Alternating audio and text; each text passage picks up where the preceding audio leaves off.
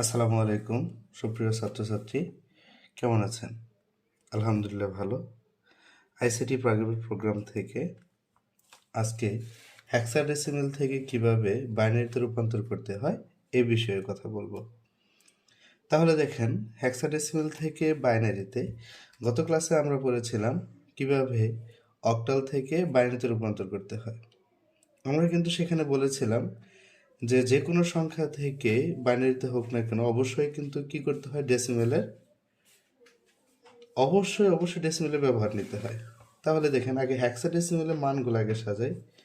0, 1, 2, 3, 4, 5, 6, 7, 8, 9। আমরা তো 10 লিখতে পারবো না, কারণ 10 হেক্সাডেসিমেলে নাই। 10-এর মান হিসেবে আমরা একে নিতে পারি। পরে হচ্ছে বি, সি, পরে হচ্ছে ডি, পরে হচ্ছে ই, পরে হচ্ছে এফ। টোটাল হচ্ছে আমাদের 0 থেকে এফ পর্যন্ত 16টি সংখ্যা। হ্যাঁ, এই 16টি সংখ্যা থেকে আমরা কি রূপান্তর করব? বাইনারিতে রূপান্তর করব। একটা বিষয় খেয়াল রাখতে হবে, হেক্সাডেসিমাল থেকে বাইনারিতে রূপান্তর করতে হলে বাইনারি, আমরা জানি 0 এবং 1 হচ্ছে বাইনারি বিট। তাহলে হেক্সাডেসিমাল থেকে বাইনারিতে রূপান্তর করতে হলে প্রত্যেকটি হেক্সাডেসিমেলের মানকে 4 বিটে রূপান্তর করতে হবে। আবারও বলছি, হেক্সাডেসিমেল থেকে বাইনারিতে রূপান্তর করতে হেক্সাডেসিমেলের প্রত্যেকটি মানকে 4 বিটে রূপান্তর করতে হবে। কিভাবে 4 বিটে রূপান্তর করব? আর রূপান্তর যখন করব অবশ্যই 0 থেকে এক পর্যন্ত মানকে তাদের ডেসিমেলের মানের উপর নির্ভর করে কিন্তু বাইনারিগুলো বের করব। সরাসরি কিন্তু আমরা হেক্সাডেসিমেলকে ভাগ করতে পারবো না, কিন্তু ডেসিমেলকে কিন্তু আমরা ভাগ করতে পারবো। তাহলে দেখেন, 0 থেকে যদি আমরা বাইনারি বের করি, কত বিট ধরবো? 4 বিট। আমরা বলেছিলাম সবসময় ডান দিক থেকে মানগুলা নির্ণয় করার জন্য। তাহলে 1-এর বাইনারি কত হবে? 1। বাকি সংখ্যাগুলো কি করব? আমরা 0 দ্বারা ফিল আপ করবো। 2-এর বাইনারি হচ্ছে 1 0, বাকিগুলো আমরা 0 দ্বারা ফিল আপ করবো। 3-এর বাইনারি হচ্ছে 0 0 1 1।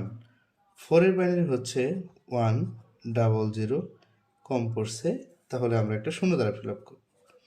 আবার 5-এর বাইনারি হচ্ছে 1 0 1, এখানে আমরা 0 দ্বারা মান নির্ণয় করব। 6-এর বাইনারি হচ্ছে তাহলে কত? 1 1 0, এখানে আমরা বাকি যে সংখ্যাটা কম পড়ছে সেটা 0 দ্বারা ফিল আপ করবো।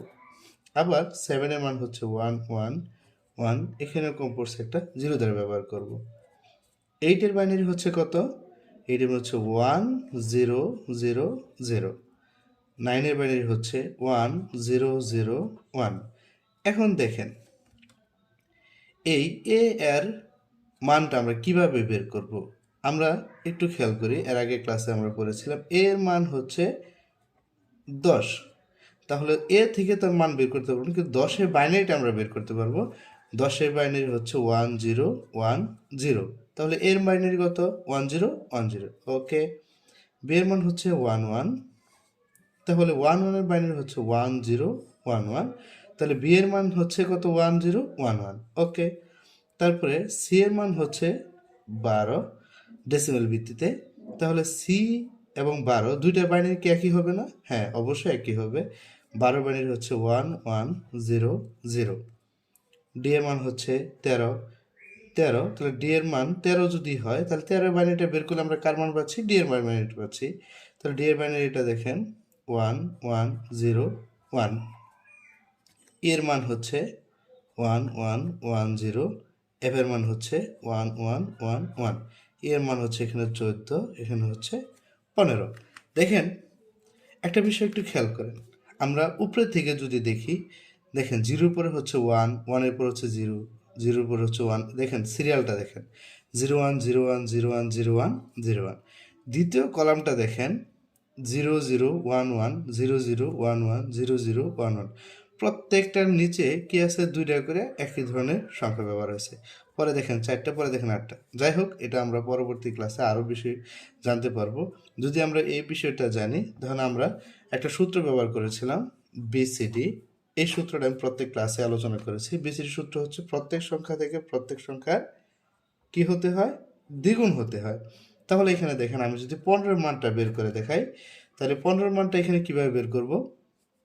দেখেন এইখানে যোগফলটা 15 মিলাবো। যখন যোগফলটা মিলাবো তখন কোন দিক থেকে যাবো? বাম দিক থেকে।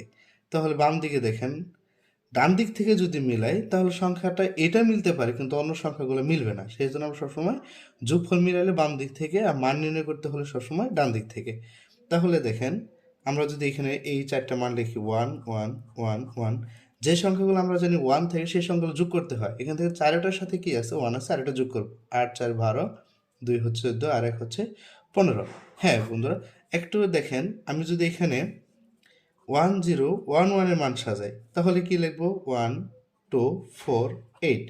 তাহলে দেখেন এই জিরোর সাথে যে মানটা আছে এই মানটা আমাদের প্রয়োজন নাই, এই মানটা কেটে দিলাম। বাকি যে সংখ্যাটা আছে আমরা এই মানটা কার কাছ থেকে নিয়েছিলাম? 1 0 1 1 1 0 1 1।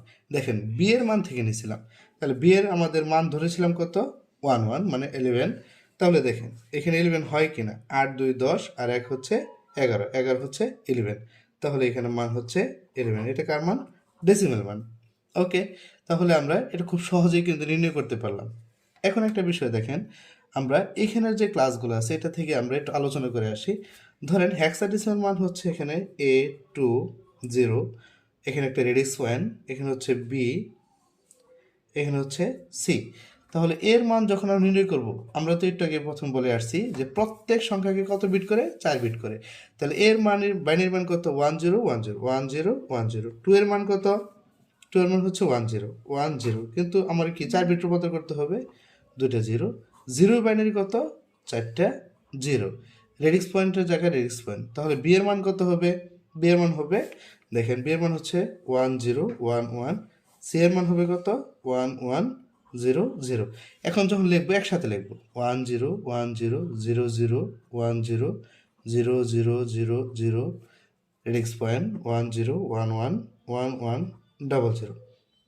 এখন দেখেন আমি রেডিক্স পয়েন্ট ঠিক রেখে ডান পাশে যে সংখ্যাটা লিখছি, ডান পাশে যদি সর্বশেষ শূন্য থাকে শূন্য কোনো নাম নাই, আবার রেডিক্স পয়েন্টে যদি কখনো বামে শূন্য থাকে মূল্য নাই।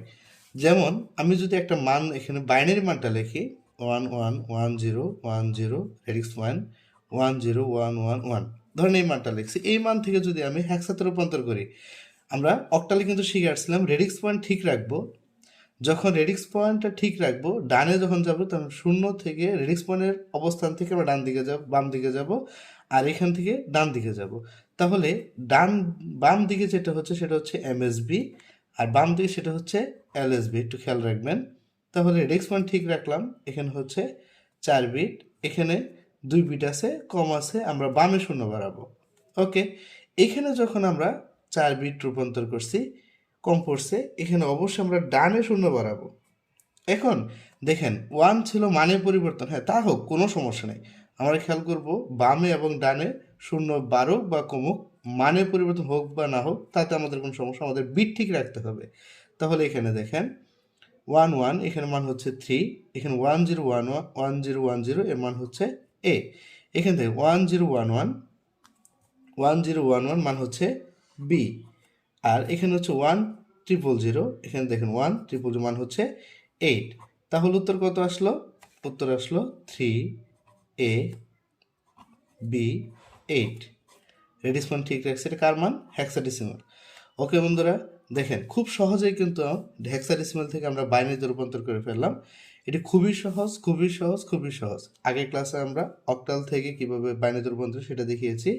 এখন হেক্সাডেসিমালে আগামী ক্লাসে আমরা যোগ বিয়োগ নিয়ে আলোচনা করব। ধন্যবাদ, ভালো থাকবেন, সুস্থ থাকবেন, আসসালামু আলাইকুম।